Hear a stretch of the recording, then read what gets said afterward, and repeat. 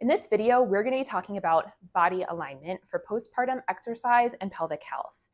And now there is no one particular body alignment that is perfect for every single body, but when we're talking about pelvic health, when we're talking about postpartum exercise, a stacked alignment is a really great place to start. And so that's what I'm going to cover in this video. Before we get going, let me introduce myself. I'm Laura Jawad. I'm a pregnancy and postpartum personal trainer, and I am passionate about helping folks stay active in pregnancy and achieve their strongest postpartum recoveries. The lessons that I'm covering in this video today are some of the fundamental lessons that I teach all of my one-on-one clients. So let's dive in. So what is a stacked alignment? A stacked alignment occurs when the ribcage stacks nicely over the pelvis. And now, of course, our ribcage and pelvis are always stacked on top of one another to some degree, but in pregnancy and postpartum, we tend to see one of two postures. In one scenario, you'll see people with their ribcage and their pelvis flared away from one another, creating a lot of excessive length in the abdominal wall.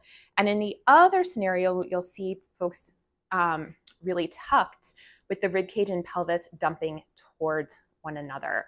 And in either of these scenarios, the muscles of the core don't rest in their neutral position, and muscles work best when they rest in their neutral position. So in either this flared posture or this kind of dumped forward posture, the muscles are not going to be firing optimally. We want to find this neutral position.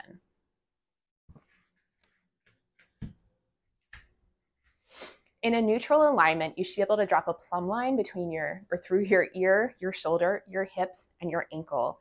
And in your feet, you'll feel your weight shifted towards your heels. Now, if you feel your weight towards the front of your foot, that's one clue that your alignment is not stacked. And so if you're here, you're going to want to bring your hips back and your ribs down. I love to explore alignment from a seated position, and I really like to do so from a stability ball. If you don't have one, you can use any kind of hard seat like a dining room chair or a bench, just something that you can really feel your sit bones grounding into, okay? We're gonna start with feet flat on the ground, and I want you to just take a second and explore the range of motion of your pelvis. So tip forward, tuck under, go back and forth a couple of times. And then I want you to tip your pelvis forward. I want you to stick out your chest so you're in this extended posture. And here I want you to take a couple of deep breaths, keeping your shoulders down.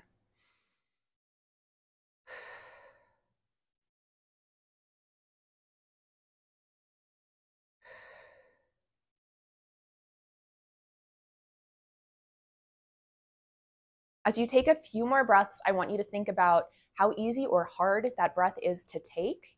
And then I also want you to think about where you feel that breath, the pressure going in your body.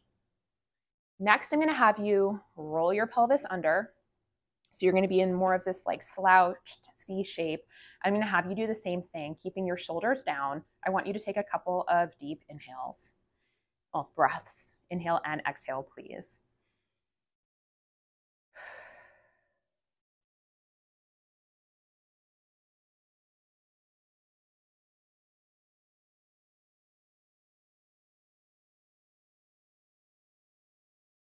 As you take your last couple of breaths, I want you to consider the same thing. How easy or hard is it to take that breath?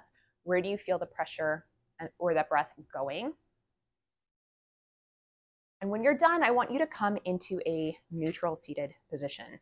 So here, our pelvis is somewhere in between that tipped forward and tucked under position, and our rib cage is similarly in a neutral range as well. Okay, so rib cage nicely stacked over pelvis, keeping shoulders down. Take a couple of great big breaths here.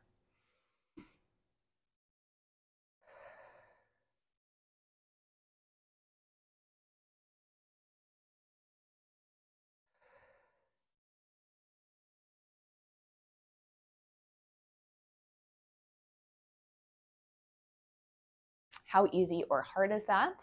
Where do you feel the air going? Where do you feel the breath going? What I hope that you notice throughout that exercise is that when you are sitting tall with your ribcage and pelvis stacked nicely relative to one another, that it's much easier to get a nice big breath, to get a nice big exhale, okay? I want you to really get a sense of where that stack lies for you, where your neutral pelvis and neutral ribcage lie, because next we're gonna take that into some movement. Okay, so now you have found a nice stack between your ribcage and your pelvis. We are going to use that as the starting point, the end point, and the in-between point for many of our exercises, unless that exercise calls specifically for a flexed back or a tucked under pelvis. You are probably going to be working from this stacked alignment, okay? So let's use a hip hinge to practice moving with a stacked torso. So from the side, I'm going to find that nice stacked alignment, and then I'm going to inhale back, exhale, come up. Now, as I come back, my whole torso is moving as one unit, and the orientation between my ribcage and my pelvis does not change. I maintain that stack as I come down and as I come up. Now, what would it look like if I wasn't maintaining that stack? It could look like a couple things. So for one, in this lower position, it might look like a rounded back. So if you're coming into a hinge with a rounded back, you've lost your stack. Conversely, if you're coming down with a really arched back, you've lost your stack. The final thing that I frequently see is that folks will come down okay, they come up, oh, and then they press through because someone told them to squeeze their glutes really hard at the top. And once again, we've lost our stack. So ending here, inhaling back, exhaling, come up, maintain that stacked alignment throughout the entire exercise. And of course, you can take this alignment pattern into your squats, your presses, your pulls, all of your different movement patterns. If this has been helpful, before you go, I would deeply appreciate it if you could like, share, or spread the word about this video. I wish you all the best, friends. Good luck.